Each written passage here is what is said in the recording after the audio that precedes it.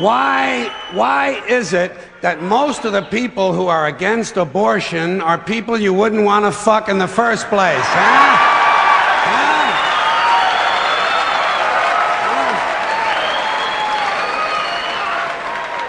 Boy, these conservatives are really something, aren't they? They're all in favor of the unborn. They will do anything for the unborn. But once you're born, you're on your own.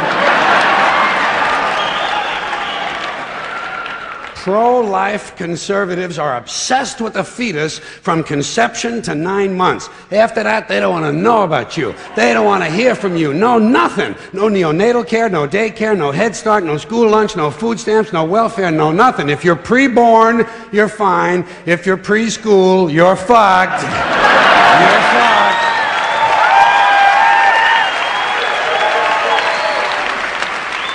Conservatives don't give a shit about you until you reach military age.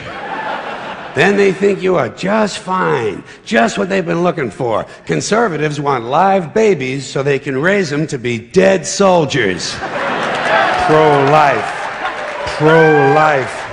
These people aren't pro-life, they're killing doctors. What kind of pro-life is that? What, they'll do anything they can to save a fetus, but if it grows up to be a doctor, they just might have to kill it? They're not pro-life. You know what they are? They're anti-woman. Simple as it gets. Anti-woman. They don't like them. They don't like women.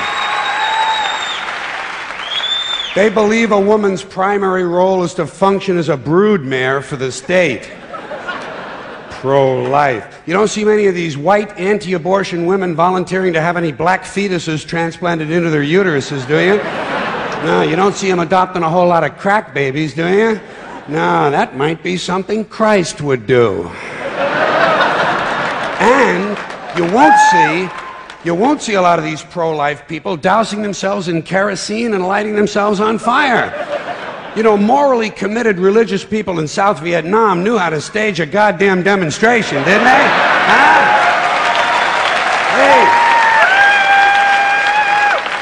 Hey! They knew how to put on a fucking protest. Light yourself on fire! Come on, you moral crusaders, let's see a little smoke to match that fire in your belly. Here's another question I have. How come when it's us, it's an abortion, and when it's a chicken, it's an omelet? Wait.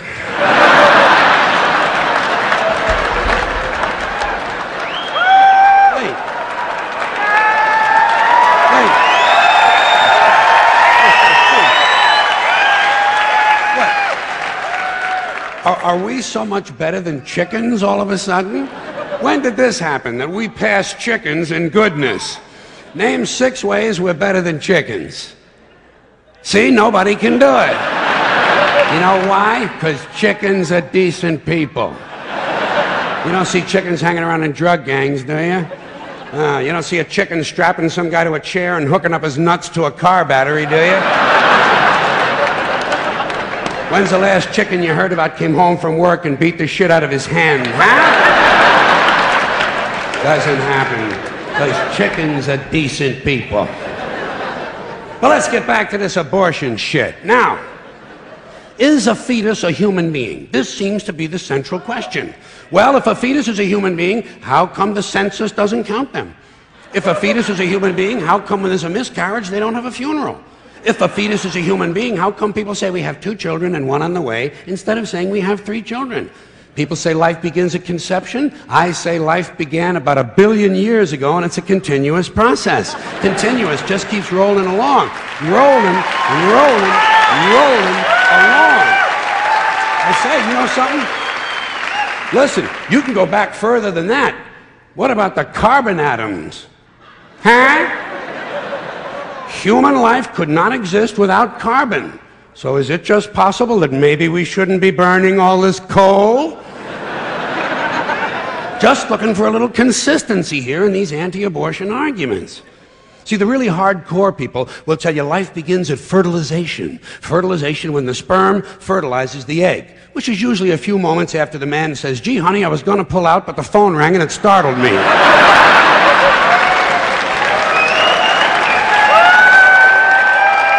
Fertilization.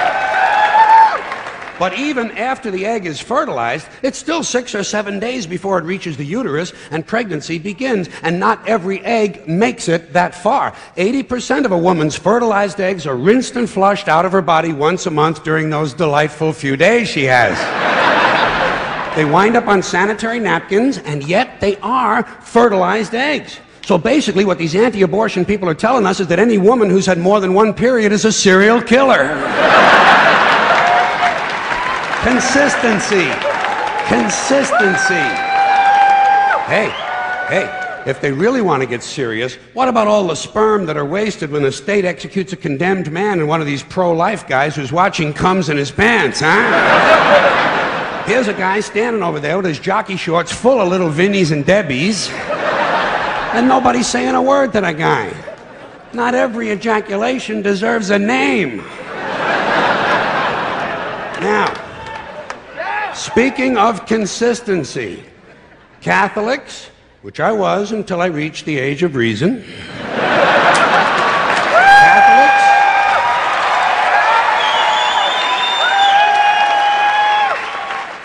Catholics and other Christians are against abortions, and they're against homosexuals. Well, who has less abortions than homosexuals?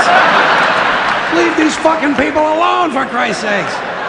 Here is an entire class of people guaranteed never to have an abortion. And the Catholics and Christians are just tossing them aside. You'd think they'd make natural allies. Go look for consistency in religion. And speaking to my friends, the Catholics, when John Cardinal O'Connor of New York and some of these other cardinals and bishops have experienced their first pregnancies and their first labor pains and they've raised a couple of children on minimum wage, then I'll be glad to hear what they have to say about abortion. I'm sure it'll be interesting. Enlightening, too. But,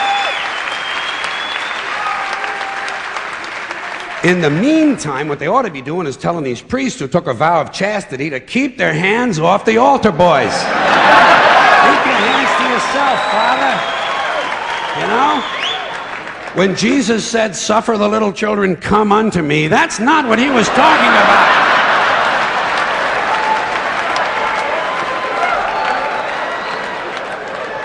So you know what I tell these anti-abortion people? I say, hey, if you think a fetus is more important than a woman, try getting a fetus to wash the shit stains out of your underwear. For no pay and no pension. I tell them, think of an abortion as term limits. That's all it is. Biological term limits.